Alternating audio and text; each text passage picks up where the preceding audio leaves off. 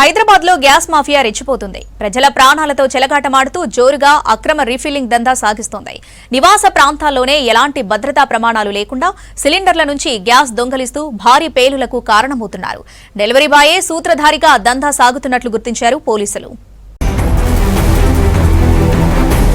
Greater సిటీలో అక్రమ gas refilling ముఠాలు రెచ్చిపోతున్నాయి. వంట గ్యాస్ సిలిండర్ల సరఫరాలో ఉండే లోపాలను ఆసరాగా చేసుకుని కాసుల వేటలో పడ్డారు కేటుగాళ్లు. ముఖ్యంగా డెలివరీ బాయ్స్ అండతో నివాస ప్రాంతాల మధ్య రహస్యంగా స్థావరాలు ఏర్పాటు చేసుకున్నారు.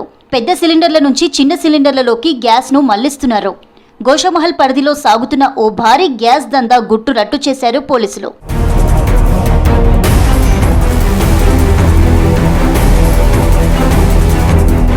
సిటీలో గ్యాస్ దందాపై పక్కా సమాచారంతో ఓ ఇంటిపై మెరుపుదాడి చేశారు గోషామహల్ పోలీసులు. అక్కడ జరుగుతున్న వ్యవహారం చూసి అధికారులే విస్తుపోయారు. ఎలాంటి అనుమతులు లేకుండా ప్రాణాలకు తెగించి గ్యాస్ రీఫిల్లింగ్ చేస్తున్న 5 సభ్యుల ముఠాను పట్టుకున్నారు. ఈ ముఠాలో gas delivery boy Sai Kumar కీలక పాత్ర పోషించినట్లు తేలింది. వినియోగదారులకు చేరాల్సిన గ్యాస్ను దారిలోనే మళ్లించి సొమ్ము చేసుకుంటున్న ఈ గ్యాంగ్ను అరెస్టు చేశారు పోలీసులు.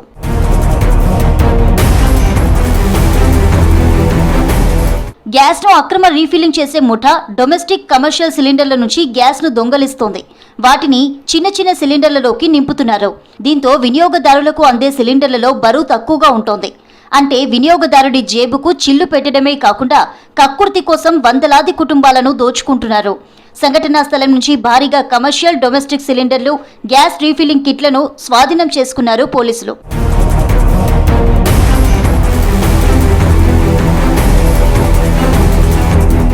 గ్యాస్ రీఫిల్లింగ్ లో చిన్న పొరపాటు జరిగినా ఇల్లంతా పేలిపోయే ప్రమాదం ఉంది. అయినా ముఠా అవేమీ పట్టించుకోవడం లేదు. ఎలాంటి భద్రతా జాగ్రత్తలు లేకుండానే గ్యాస్ ను రీఫిల్లింగ్ చేస్తుండటంతో పెను ప్రమాదమని అంటున్నారు అధికారులు. నిందితులపై BNS, essential commodities act, explosives act కింద కఠిన కేసులు నమోదు చేసి దర్యాప్తు చేస్తున్నారు పోలీసులు.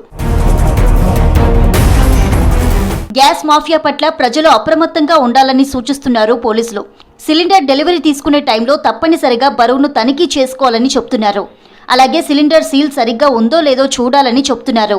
నివాస ప్రాంతాల్లో ఎక్కడైనా అనుమానాస్పదంగా గ్యాస్ రీఫిల్లింగ్ జరుగుతున్నట్లు తెలిస్తే వెంటనే సమాచారం ఇవ్వాలని చెప్పారు.